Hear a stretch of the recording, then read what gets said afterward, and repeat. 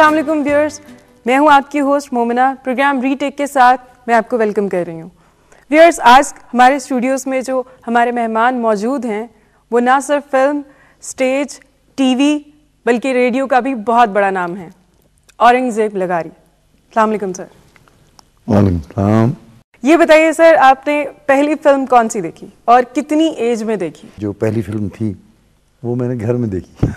वाह। एक अजीज थे, उन दिनों वो प्रोजेक्टर होता था 8 मिलीमीटर का, छोटा वाला ये था। तो प्रोजेक्टर में घर बैठ के सारे कालीन पर बैठ के यूँ देखते थे।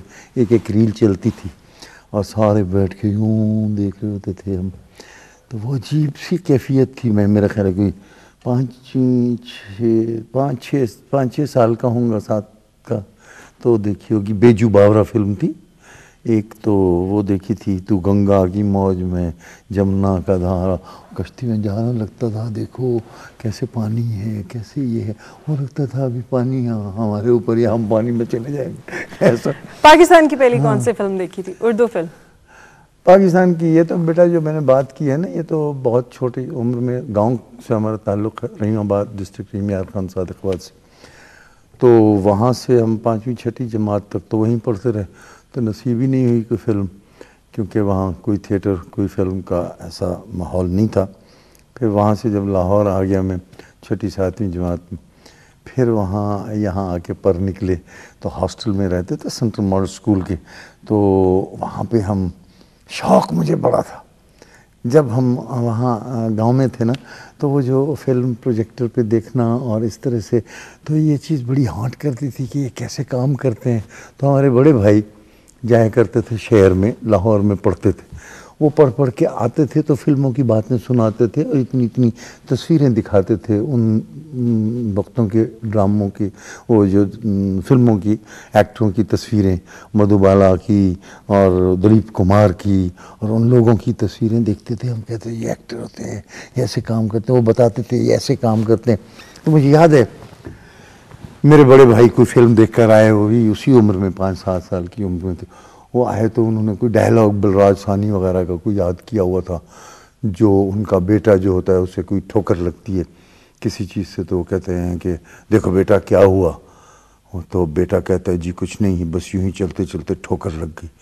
तो बलराज साहनी कहते हैं कि देखो बेटा, इस दुनिया में बहुत ठोकरें हैं, ज़रा एहतियात से चला करो। तो वो हमारे बड़े भाई जो थे, उन्हें शौक़ ऐसा एक्टिंग का था। वो मुझे, छोटे भाई जैसे उनका बेटा मुझे बना लेते थे। वो कहते थे ये लोटा रखा हुआ है ना, ये लोटे से तुम टकराओ, तो जब टकराओगे तो मैं पूछूंगा देखो बेटा क्या हुआ। तो तुम कहना जी कुछ नहीं, बस यूँ। तो फिर मैं वो करता था। तो मैंने कहा एक्टिंग शायद यूँ होती है। तो वो यूँ करते थे, हाँ इस दुनिया में बहुत सी ठोकरें हैं, ज़रा एहतियात से चला करो। तो उसी वक्त से इसी एक्टिंग ट्रांस में रहा। फेवरेट फिल्म बताएं अपनी उर्दू की, कोई पाकिस्तानी जो आपको बहुत पसंद आई हो? तो नींद जैसे एक फिल्म देखी थी, नींद बहुत अच्छी लगी थी। नींद जैसी ऐसी फिल्म में वो छू मंतर, ज़रीफ साहब की कॉमेडी बड़ी अच्छी लगा करती थी। यक्के वाली मुसरत नज़ीर की एक फिल्म थी, उनकी फिल्म बहुत अच्छी लगी थी। पसंद थी आपको उस ज़माने की? सबिया खानम।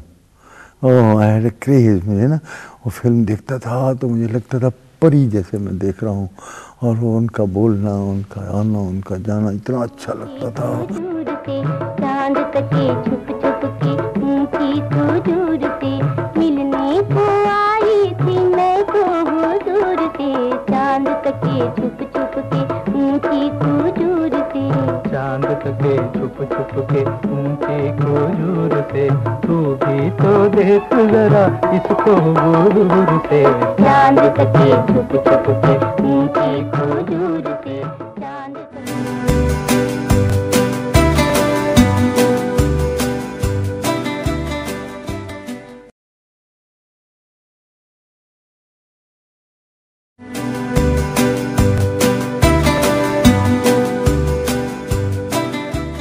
बिया जी की कोई मूवी जो आपको अभी तक याद है? मौसीकार उनकी एक फिल्म थी, उसकी शूटिंग भी देखने भाग के गया था मैं।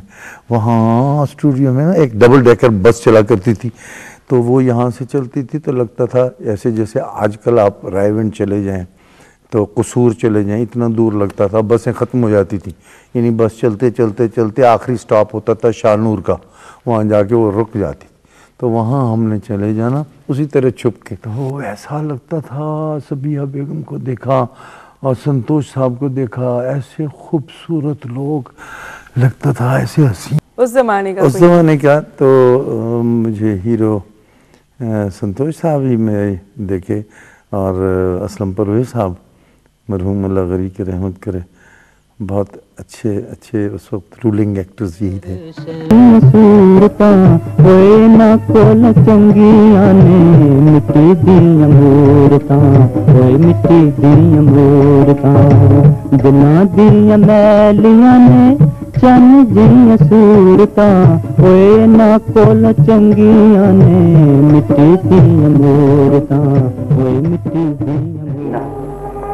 पर वो बचपन का गीत, वो रिमझिम रिमझिम पड़े फुआर, मेरी एक सहेली है, मैंने उसी से सीखा है। तुम कौन? तुम कुछ नहीं जानते, कुछ नहीं जानते। फरेब का दूसरा नाम औरत है, इसके सीने में दिल नहीं होता। खान साहब, ये तो हमारी पड़ोसन है। पंजाबी मूवीज देखते थे? हाँ, पंजाबी भी देखते थे, बिल्कुल बिल्कुल। मुझे याद है, मैंने कहा वो चंद माही और वो तेरे दर ते आके सजना में असी डोली खाली ले चले, अब तक मुझे गाना जहन में है। उन दिनों के गाने, कितने अच्छे अच्छे गाने, बहुत अच्छे गाने बनते थे। उस ज़माने का एक गाना है, जा जा रे जा मैं तो उसे नहीं बोलूँ, है अभी तक मुझे उसकी अस्थाई याद है और समझ में नहीं आता कि कैसे उस वक्त याद कर ली थी। देखो, जा जा रे जा मैं तो से नहीं बोलूं, जा जा मैं तो से नहीं बोलूं, जा जा मैं तो से नहीं बोलूं, जा जा मैं तो से नहीं बोलूं, जा जा मैं तो से नहीं बोलूं। कितनी दफा जा जा मूवीज होती थी, वो मुआशरे में इस्लाह का काम करती थी। बिल्कुल, हर फिल्म में कोई ना कोई सबक ज़रूर होता था, उसका एंड होता था तो कुछ लेकर ही ऑडियंस उठती थी कि इसमें क्या सबक था। और बहुत अच्छे अच्छे खूबसूरत अफसानों पर, खूबसूरत कहानियों पर मबनी फिल्में बनती थीं और बहुत अच्छी अच्छी फिल्में उस वक्त बनी और बड़ा रिकॉर्ड अब तक। बल्कि ऐसा होता था, ये वो ज़माना है जब एक फिल्म बनी तो उसके ऊपर कोई उस थीम पर 100 फिल्में फिर बन गई और अब तक बनती चली आ रही हैं। जैसे फॉर इंस्टेंस एक इंडियन फिल्म थी अंदाज़, उसमें एक ट्रियो था, 2 बंदे हैं और एक बच्ची से मोहब्बत कर रहे हैं। तो वो पहली बार जब देखा तो अब तक आपने देखा 500 फिल्में बन चुकी होंगी इस ट्रियो पर। इब्तदाई दौर था ना वो, तो हर चीज़ नई देखने को मिलती थी। तो नए लोग जब भी कोई काम करते थे, नई सोच होती थी। इजाद का ज़माना था वो, अब नकल का ज़माना लगता है ना, जैसे या इन्फ्लुएंस होते हैं लोग। तो उस वक्त ऐसा सोचते थे, अब तक ऐसा था। अब चूंकि भीड़ इतनी हो गई है, इतना गालबन लिखने वालों पर प्रेशर है कि वैसे इतने सबक आमोज़ चीज़ें इतनी नहीं बन रही। लेकिन फिर भी हम तो जो लोग काम करने वाले हैं, पीटीवी खुसूसन, आप देखते हैं कोई ऐसा ड्रामा नहीं होता जो सबक ना हो, जिसमें उसमें होता है कुछ ना कुछ। कॉमेडियन कौन सा पसंद था आपको? ज़रीफ़ साहब बहुत अच्छे थे। उनकी एक अपनी डिलीवरी, एक अंदाज़ उनका अपना था।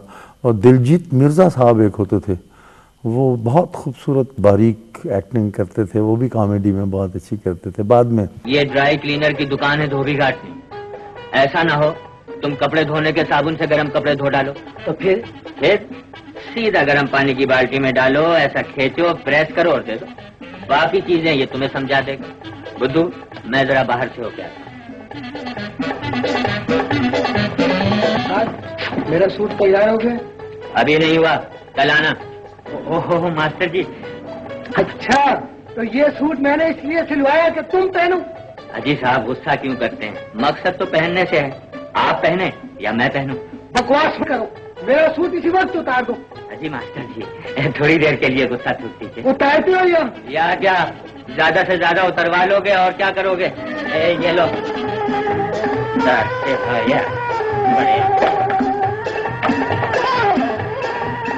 जैसे कमखाब का सूट। ये लो, और बात सुनो, मुझे नहीं मालूम था कि तुम इतने छोटे दिल के आदमी होगे। चलो जाओ यहाँ से, दफा हो जाओ।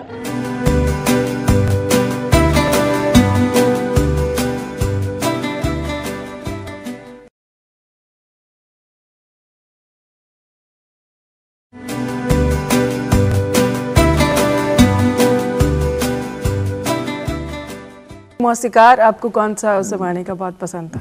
वैसे तो खुर्शीद अनवर साहब का एक अपनी क्लास थी, और रशीद अत्रे साहब मुझे बहुत पसंद थे।